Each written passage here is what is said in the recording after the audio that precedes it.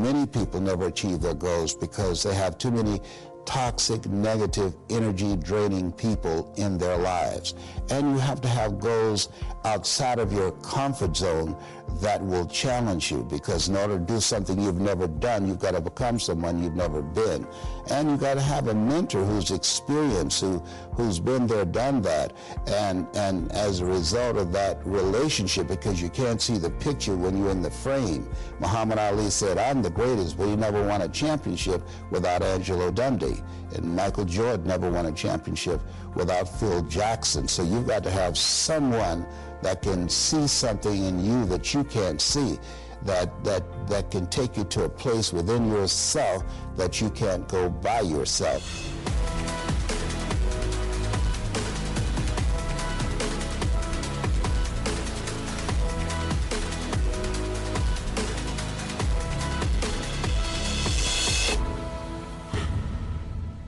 Hey everyone, welcome to Impact Theory. Today's guest is a best-selling author and one of the most lauded and sought-after speakers on the planet.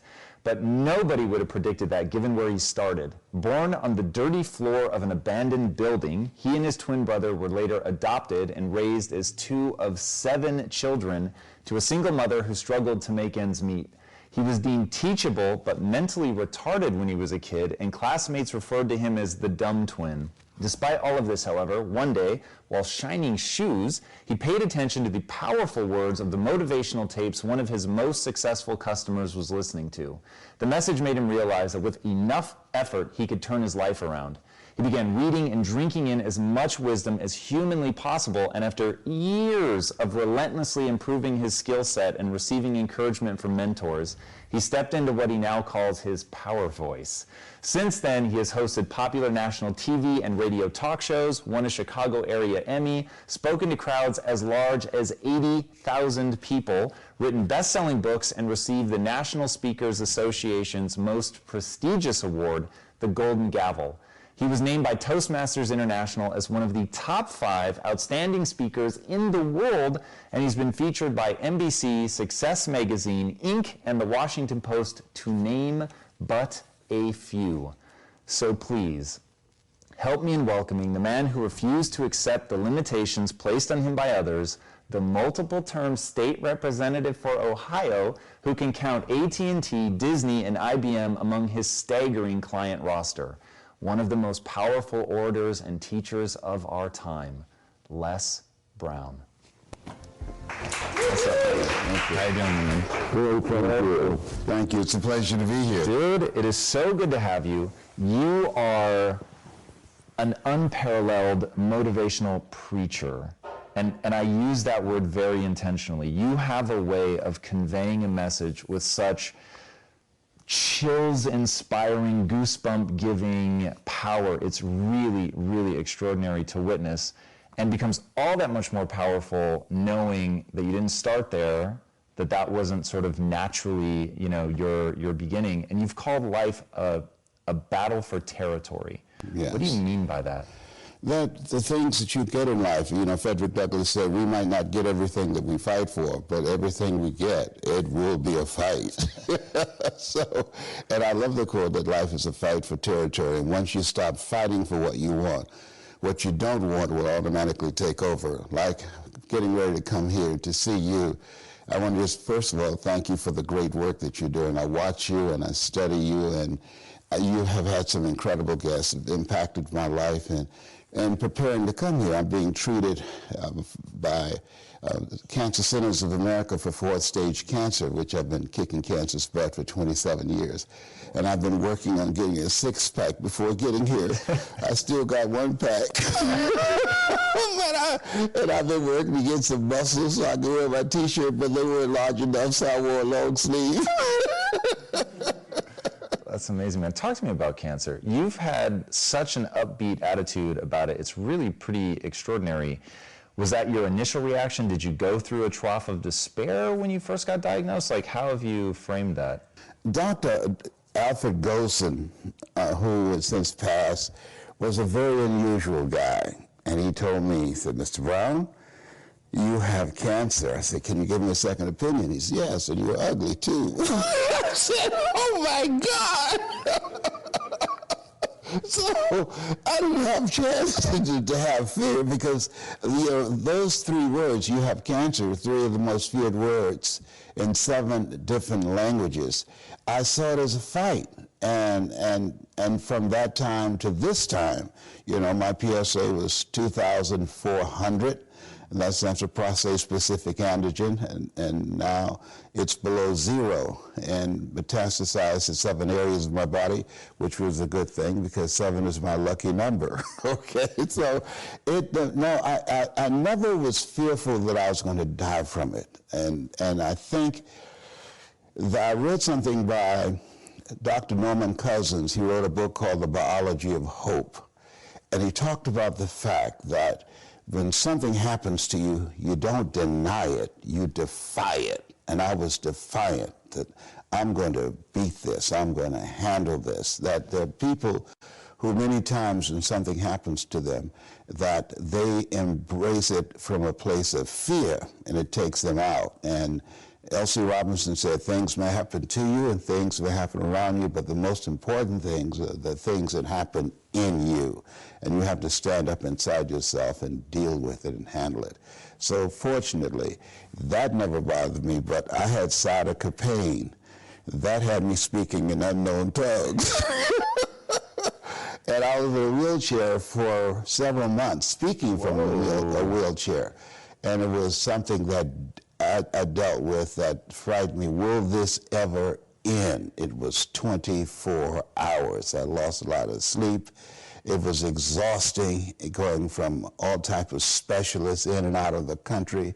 And just one day, it stopped. And I'm glad that I'm past that. I feel like when you go through some stuff, there's some certain things that you don't want ever to see again, and that's what I want to ever see again. But fear has not been the biggest challenge that I've faced with the things that I've been dealing with in terms of my health. Well, talk to me about the process that you go through mentally. So there have been a few times in your life in getting to know your story where they seem like really key inflection points. Being told that you were teachable but mentally retarded, that for sure is something that would define most people, and they would have a hard time escaping that. Being told that you have cancer, that it's stage 4, that they don't know how to treat it, like that's something that consumes most people. How do you build that resilience? So maybe by the time you get to cancer, you've already done so much work, so I get maybe how that one you're protected by the mechanisms you've built, but in the beginning, how did you crawl out from under the labels that people were putting on you? The easiest thing I've done was to get out from under the labels and to live the life that I live. The most difficult thing I've ever done was to believe that I can do it. What's the difference?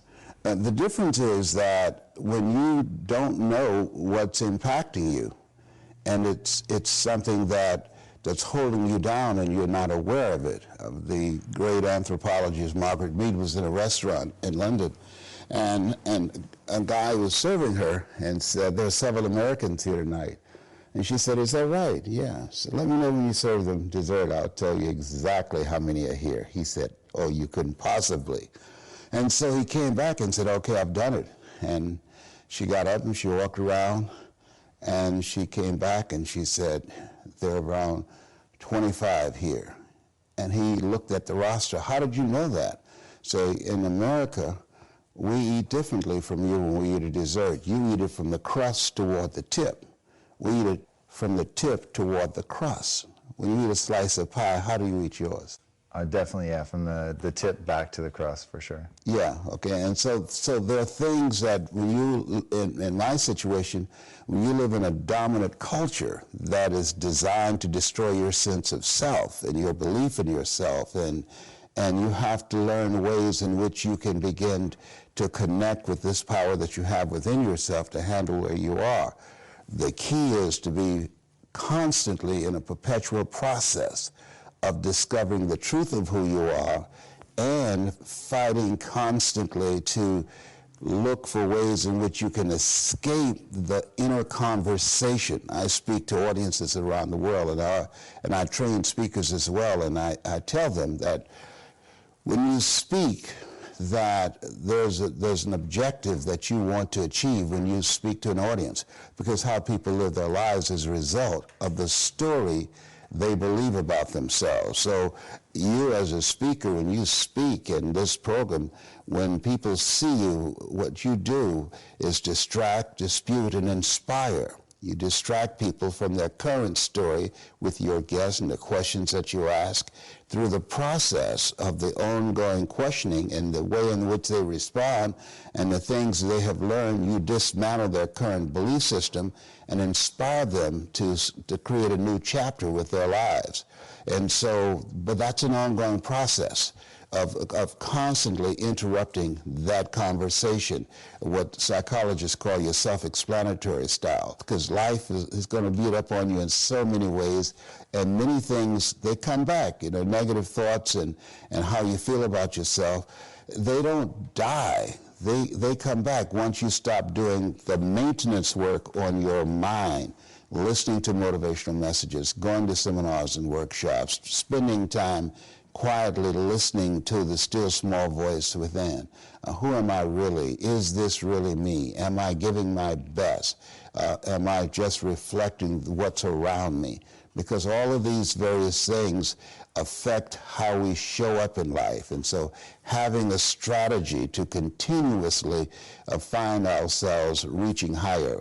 Robert Schuller had a book, is not very popular, but I loved it. It's called Peak to Peak, U-P-E-A-K to P-E-E-K, because you're constantly reaching higher to find out and discover your better self.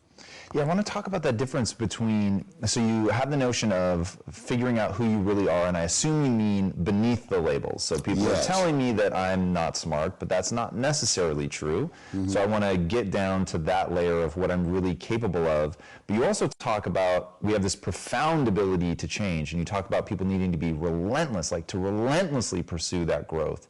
I find that juxtaposition incredibly interesting, where you've got, there is a real you, which maybe you would call potential, mm-hmm. and then there is the actualized potential. Is that how you see it, or is there something else there? Absolutely. There's a real you.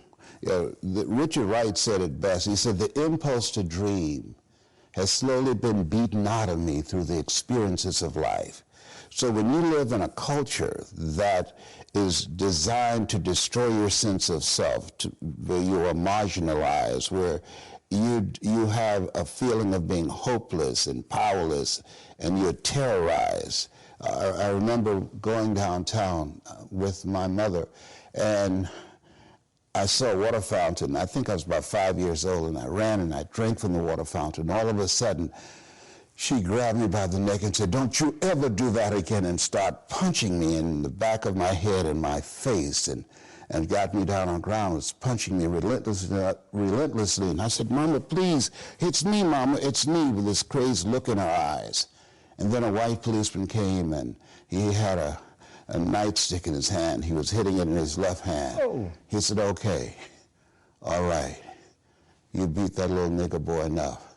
Now, I won't have to beat him with this nightstick." And he walked away laughing. And my mother broke down and started crying and saying, "Leslie, I'm so sorry. I'm so sorry." I said, "Mama, why'd you beat me like that?" She said, "These water fountains are for white only, son. And if that cop had hit me with his nightstick, he would have to kill me. I'd have fought him till he killed me, and I'd left you and your brothers and sisters by themselves to raise themselves. I'm so sorry." And the book called Learned Optimism, Seligman talk about the fact that between ages 0 and 5, we determine what's available to us and what's not available to us. And so that was a defining moment. I knew there are certain things I could not do, certain places I could not go. They used to have signs on Miami Beach that said, "Jews, dogs, and coloreds not allowed." And so now you have to operate within the constraints of the dominant society and the things that they've created for you. And it's a challenge to see yourself beyond that and to work to get outside of that, even after those laws have changed, because that has become so much a part of you, you unconsciously operate within the parameters of what has been put in place. Like you're driving on the expressway, the 405, and you'll get off on an exit that you weren't going in that direction, but you unconsciously did it because you've done it so many times that many people, because they're not making a conscious, deliberate, determined effort to think outside of what life has thrown at them, they end up doing the same thing over and over and over again. Einstein said that thinking that has brought me this far has created some problems that this thinking can't solve. And so through relationships, through reading, through studies, through goals and dreams beyond your comfort zone, it allows you to begin to live out of your imagination as opposed to out of your history. Disney said, the imagination is a preview of what's to come. And so as a kid, I dreamed a lot about taking care of my mother. I used to go with her to work to clean homes, and she kept her children, and she cooked for these wealthy families. My mother could bake a sweet potato pie so good you couldn't eat it with your shoes on. You had to take your shoes off so you could wiggle your toes. And I used to look at these big, beautiful mansions and said, Mama, what is it, Leslie? When I become a man, I'm going to buy you a big, beautiful home just like this. Oh, you don't have to do this. I said, I know, but you didn't have to adopt us either. And you did. And so I'm here with you because of two women. One gave me life, the other one gave me love. God took me out of my biological mother's womb and placed me in the heart of my adopted mother. And because of her example and my love for her and the passion that I felt in my heart, I've got to do something to make her proud. I've got to do something to put myself in position to be able to take care of her. That drove me. Nietzsche said, if you know the why for living, you can endure almost anyhow. Jesus, man, that was a lot. I want to go back to this notion of dominant culture. You look so young. I forget how long you have been walking this planet. 75. I'm 75 years old. It's fucking incredible, man. So thank you. You have so much optimism. You're so positive. You're so quick to laugh. Going back to the way that the dominant culture can dismantle so many people, what are ways that the dominant culture is dismantling people's creativity, their very spirit today, that people should be watching out for? Well, just think about if you're an immigrant and you're watching television and you see people who can come from white cultures with no problems whatsoever, like the president's in-laws, but brown people coming from other countries, they're separated from their children and put in cages, and there's a silence. There's not millions of people protesting and saying, this is not who we are as a country. This is inhumane. I believe that all of us have a responsibility that we want to live a life that will outlive us. The work that you're doing. There are people that you will never meet, whose lives that you've transformed, that you're living a life that will outlive you. Just think about the fact that this program has given a lot of people hope, and there's hope in the future. It gives you power in the present. Every 40 seconds, someone commits suicide. But because of something you say or some guest that you've invited, and as they share their story, you interrupt that story of being hopeless and powerless and not wanting to be here anymore. And because they took the time to watch, you create an experience. Oliver Wendell Holmes said that once a man or woman's mind has been expanded with an idea, concept, or experience, it can never be satisfied to going back to where it was. And so at the end of the program, at the end of one of your presentations, there are people who, because of you, their lives will be transformed, and they will become a pencil, as Mother Teresa would say, in the hand of God, and start writing a new chapter with their lives. I want to talk about that, writing a new chapter.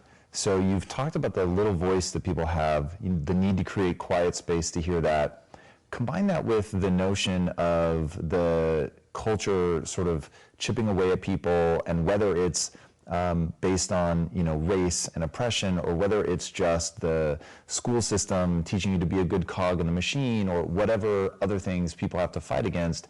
How can people that are listening to this now, especially if they're an adult that's got all those labels put on them, that's had their creativity squished, what process do they do to hear the voice? What sort of communion can they do to create that imagination that's going to allow them to get out of that and move towards something new? That's the reason why you designed this program, you and your team, for them to do that they have to expose themselves to something that will give them a different vision of themselves. And in addition to that, they have to put themselves in a community of what I call OQP, only quality people. A gentleman who dramatically transformed my life, I was a junior at Booker T. Washington High School in Miami, Florida, and I went in his class looking for another friend, and he said, go to the board and work this problem out for me. I said, sir, I can't do that. He said, why not? I said, I'm not one of your students. He said, do it anyhow. And the other kids started laughing, saying, he's Leslie, he's DT. And he said, what's DT? His brother is smart, but he's the dumb twin. And I said, I am, sir. And he came from behind his desk and he pointed at me and said, don't you ever say that again. Someone's opinion of you does not have to become your reality. And he taught me three things. He said, if you want to become successful in life, young man, he said, number one, you got to change your mindset. He said, you don't get in life what you want, you get in life what you are. Number two, practice OQP, only quality people. You earn within $2,000 to $3,000 of your closest friends. I found that out. I left all my broke friends. I said, y'all got to go. Because I used to be so broke, I'd pass a bank and trip the alarm, And the third thing he said, develop your communication skills, because once you open your mouth, you tell the world who you are. He said, those are three major things that you want to work on that will liberate you from living in Liberty City, living in poverty in Overtown. It will help to escape out of where you are right now, because I see you watching me, and I know you want more. I can see the hunger in your eyes. That's why my book is about to come out called You Gotta Be Hungry. I love that notion. I love that title. So how do people get hungry? You get hungry by finding something that's you. I believe that all of us are born unique, but most of us die copies. You got to find out what is it that turns you on, what resonates with you. One of the things that I realized and what allowed me to become successful as a speaker, the speaking industry has been hijacked by people who speak to sell, and it's okay to do that and make money. I speak to change lives because somebody spoke and changed my life. So this is my passion. This is my drive. This is something that I feel in my heart. And so the key to that hunger-driven life is a heart-centered life. I didn't do what I'm doing for years because of my programming, because of the culture in which I was raised in. I would see other people with degrees and PhDs and MBAs and credentials I don't have, and I convinced myself I couldn't do it. But Mr. Washington, on that day, we became friends, and he taught me not only someone's opinion of you does not have to determine your reality. He said that you have to work on yourself and you have to have an unstoppable attitude, and no excuse is acceptable, and you've got to make it a priority, a non-negotiable in your life, and hold a constant vision of what it is you want to achieve, see it accomplished, and go all out. Find a way to win. in spite of the setbacks, in spite of the disappointments, in spite of your failures. I tell people when I'm giving presentations, you will fail your way to success. I have a saying, as life knocks you down, try and land on your back, because if you can look up, you can get up. And so those experiences of going after goals that's beyond your comfort zone, and having relationships that will challenge you, and surrounding yourself with coaches and mentors who can take you to a place within yourself that you can't go by yourself, because you can't read the label when you're locked in the box. And so those experiences, they challenge you to go to that next level and continue to move forward in your life, doing new and exciting things that eye has not seen, ear has not heard, nor is it in the heart of mankind what God has in store for you when you live a heart-centered life, deciding that you're going to live a life that will outlive you. You're going to live a life that counts, a life that will build a legacy and change the planet. You know, Horace Mann said, we should be ashamed to die until we've made some major contribution to humankind. And so my goal is to make a major contribution to humankind. I am the father of 10, 5 boys and 5 girls. I'm suing the people who came up with the rhythm method. The rhythm method don't work. You know, I've got rhythm, but the rhythm method does not work. Okay? And I have 15 grandchildren and 4 great-grandsons. And so every day when I get up, my mindset is, what is it that I can do to touch and impact somebody's life today? What is it? What does that look like? Like seeing you, I'm so excited. I started doing push-ups. I said, well, I'm going to go on. He's going to see that I got muscles too.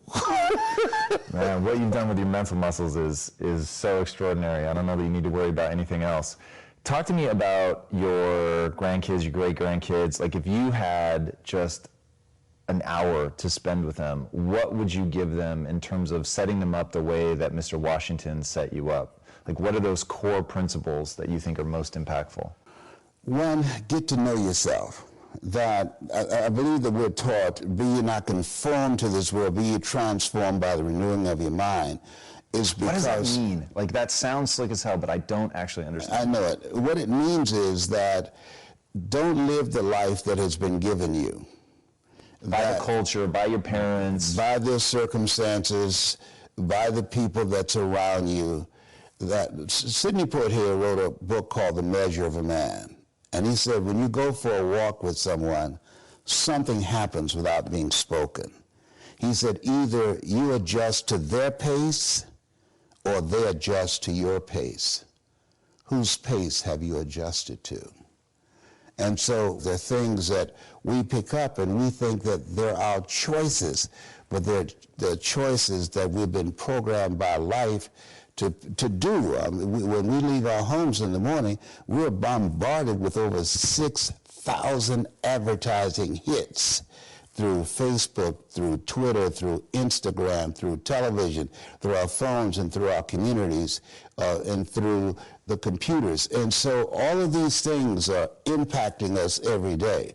So if you don't have a program for your mind, then your mind is going to be programmed, and you'll find yourself doing things that you did not know, and that they affected you, that they, through marketing techniques and strategies, that they will create a thirst within you. I came up in an era that said if you built the best mousetrap, the world will be the path to your door.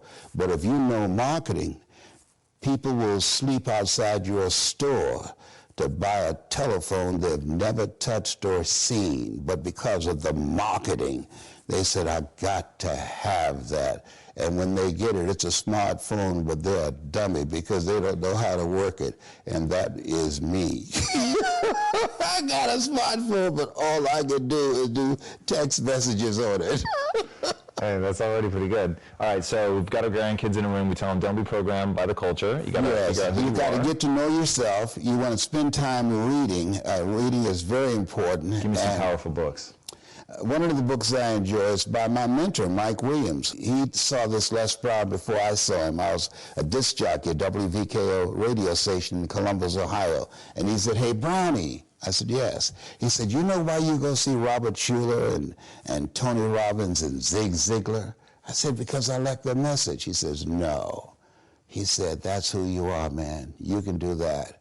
And he said, you know why Bert Charles gives you so much hell here? I said, well, he just doesn't like me? No, because you've outgrown this place. There's something else for you to do. You can do what those guys do.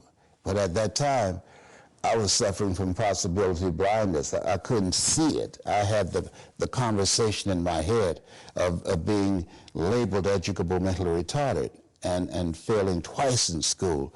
But over the years, experiences continue to peel away, and you wax the floor. You don't put wax on the existing floor. You strip it first. And so over the years, the seminars, the workshops, the examples, the things that I observed, like people like yourself, begin to peel away and penetrate and connect with that part of myself that says, I can do this, I can do more, and I deserve more. And so I would teach my kids that you have to transform your mindset. You have to continuously upgrade your relationships. My youngest son, John Leslie, poses a question. He said, when you have goals and dreams you want to achieve, he said, ask yourself the question, who should I count on and who should I count out? And so many people never achieve their goals because they have too many toxic, negative, energy-draining people in their lives. And you have to have goals outside of your comfort zone that will challenge you, because in order to do something you've never done, you've got to become someone you've never been. And you've got to have a mentor who's experienced, who's been there, done that. And as a result of that relationship, because you can't see the picture when you're in the frame, Muhammad Ali said, I'm the greatest, but he never won a championship without Angelo Dundee. And Michael Jordan never won a championship without Phil Jackson. So you've got to have someone that can see something in you that you can't see, that can take you to a place within yourself that you can't go by yourself. So I would teach them the value of having a life code, that life is an adventure and it's going to be a challenge, and get ready because you're going to fail your way to success. You're going to get slapped around by life. And don't spend time complaining about it and telling everybody 80% don't care and 20% glad as you. Too true. I want to close the loop on the books really fast. So give me 2 or 3 books that you think everybody should read. The Road to Your Best Stuff by Mike Williams. I wrote the foreword to that. Live Your Dreams by me is a very good one. Another one that's a little known book that people don't talk about is by Robert Collier, called Secret of the Ages. That's a book that really inspired me, that Mr. Washington gave me, Secret of the Ages. Another book that I love. What is The Secret of the Ages? The Secret of the Ages, that you have the power to do more than you can ever begin to imagine. Don't underestimate yourself. You don't know enough about yourself to become a cynic. And so you've got to challenge yourself to access that power that you have within you. You're more than a conqueror. And the other one is a little small book that I don't care how many times I read it, I always get something of value. James Allen, As a Man Thinketh. And they have a female version of it, As a Woman Thinketh. Those are books that I enjoy very much. What is it about As a Man Thinketh? I tried reading it, and to be honest, I couldn't get into it. But I've heard a lot of people that I respect a lot say that that book really has something. What am I missing? You know, he died in prison. And in spite of all of the things that he went through, because he was a guy that was ahead of his time, his experience in the area where he was, and being in prison because of his philosophy of life, didn't make him bitter. You know, we've all heard the saying, things in life will make you bitter or they'll make you better. And he became better. He did even more profound work while he was incarcerated before he ultimately died.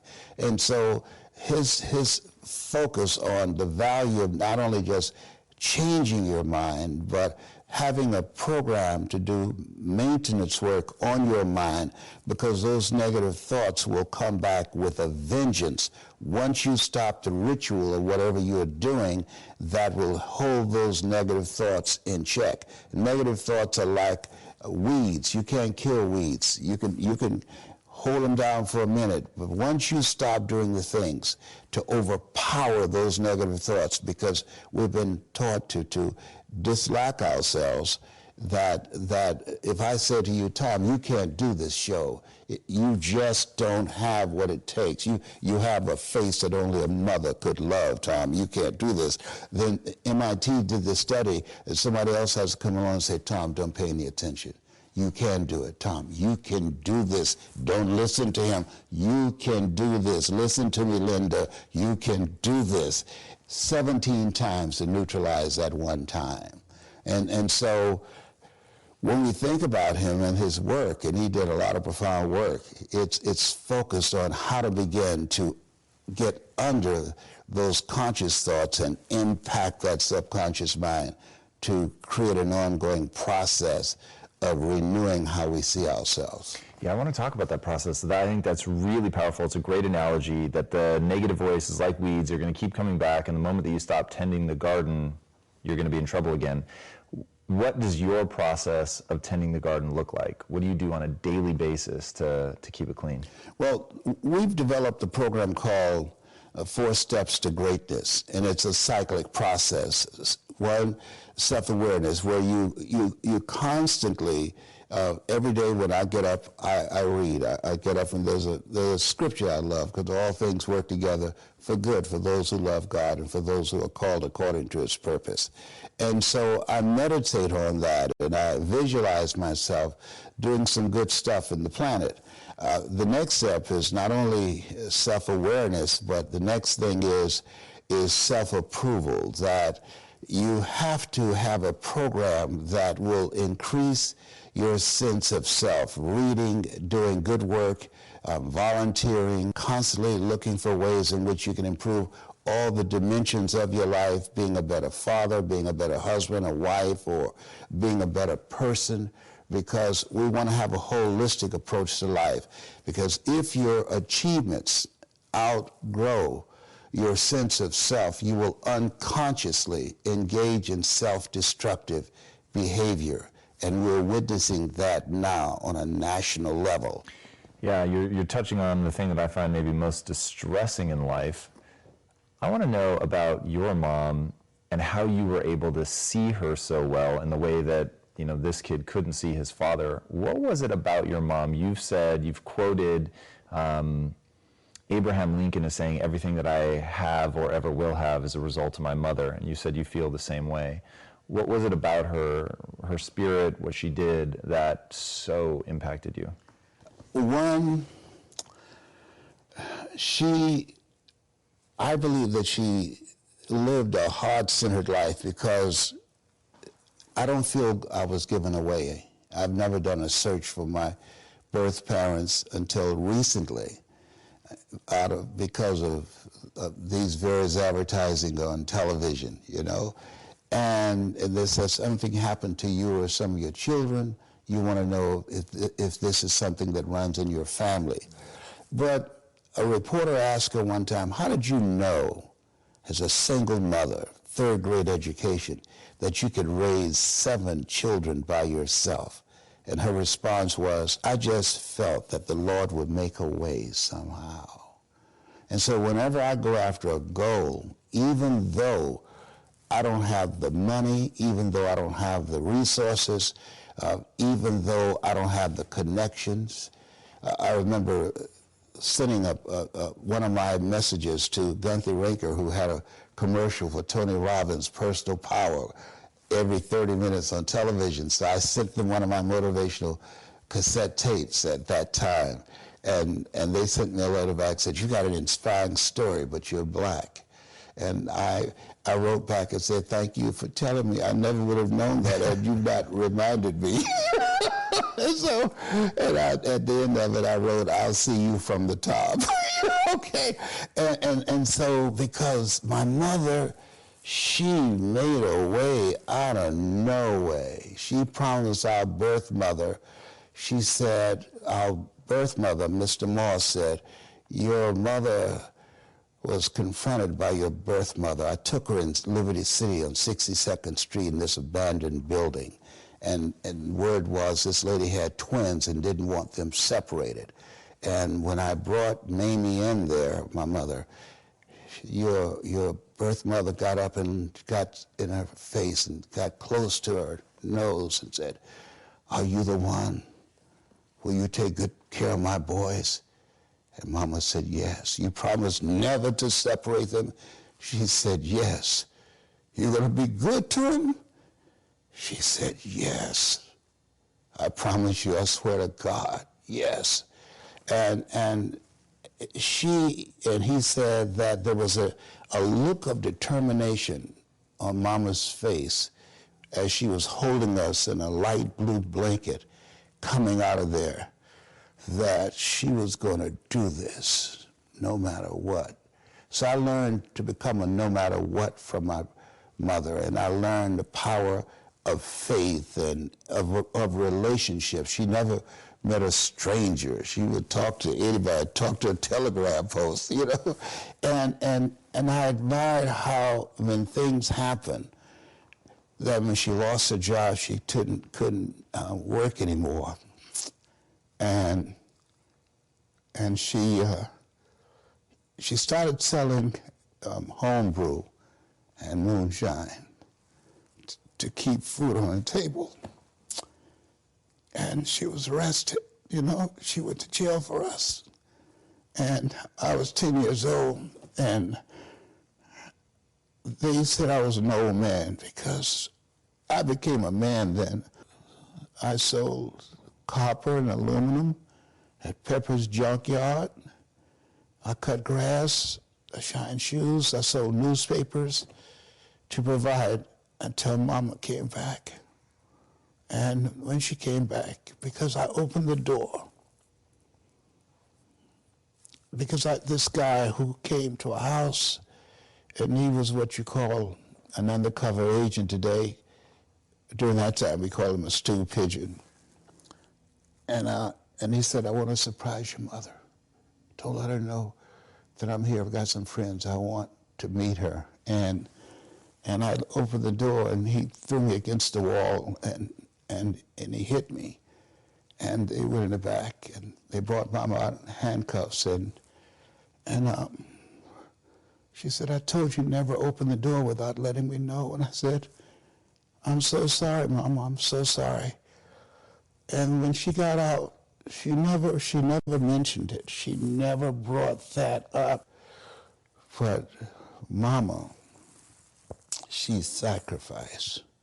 Mama, we never went to bed hungry. Mama kept a roof over our head. When she got out, she kept children. She baked sweet potato pies. She cooked for people. She found another way to generate income for us. So that's why I admire her so much.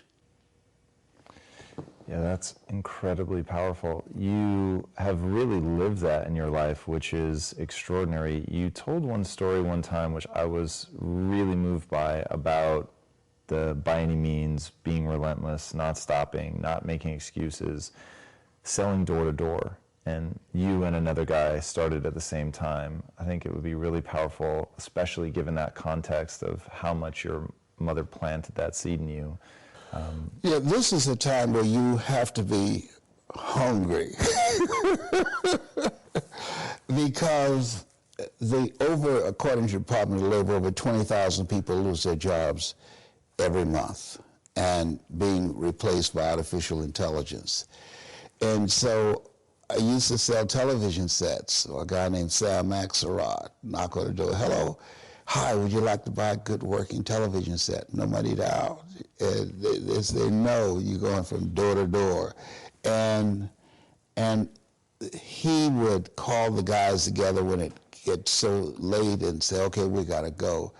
And he would call everybody to the car. And he said, wait a minute, he counted ahead.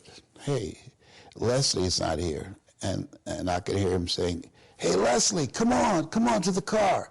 And I said, "No, Sam, why not?" I said, "I'm not going to stop until I sell a television set. I haven't sold yet." "No, nobody's sold anything yet." "I don't care, Sam. I've got to do this. I made a commitment. I'm going to make enough money to put groceries on our table." And I would knock sometimes 10:30 at night, and, "Hi, would you like to buy a nice working television set? No money down?" "Do you know what time it is?" "Yes, I do. I'm going to buy groceries for our family. Somebody's going to buy a nice working television set from me tonight, and it might as well be you." And they say, "Come on in here, fool. It better be a good one." So I learned how to be unstoppable. When he came to pick the other guys up, we had to wait till they got dressed, but I would be standing out front looking for him, waiting, because I was hungry. They were getting money just to have a good time, to party on the weekend. I was earning money so that we could eat. That's all really incredible in terms of just having a vision, knowing what motivates you, going out, being relentless, and pushing. How do you talk about making people thirsty? You've the oft quoted, "You can lead a horse to water, but you can't make them drink." So how do you make the horse thirsty? You make the horse thirsty by finding out what is it that will create that thirst. One of the advantages that I had coming into the speaking industry, it's governed by the philosophy of the Dale Carnegie course, which is a great course. Tell them what you're going to tell them, and then tell them what you told them. Mike Williams, my mentor, said, "Brownie, never let what you want to say get in the way of what your audience wants to hear. Conduct communications intelligence. Ask them, listen to what they're telling you, and then craft and create a story out of your experiences and things you've observed and learned to begin to allow them to see a vision of themselves differently than what they had when you came in. Orchestrate an experience. That experience is major. If information could change people, everybody would be skinny, rich, and happy." I love that quote. You've talked about how for people to make real change, you have to give them a significant emotional experience. Where can people connect with you to get that significant emotional experience? They can go to lesbrown.com. We do a variety of seminars and workshops, discover your power of voice, getting unstuck, and the power of a larger vision. That's how they get in touch with me. I love it. What is the specific impact that you want to have on the world? I aspire to inspire until I expire. Nice and simple. Yes. Guys, if you haven't already listened to this man's talks on YouTube, you are missing out. You probably have, by the way, since he's basically the meat and potatoes of virtually every motivational compilation that is out there. It is truly extraordinary. If you haven't seen his Georgia Dome talk, which is the one he did in front of 80,000 people, check it out. It is extraordinary. And if you haven't already, be sure to subscribe. And until next time, my friends, be legendary. Take care. Les, that was fucking extraordinary. Thank you. How does a firefighter go into a burning building when there's this enormous adrenaline and epinephrine, that could stop most people dead in their tracks? They learn, here's the feeling, it's normal.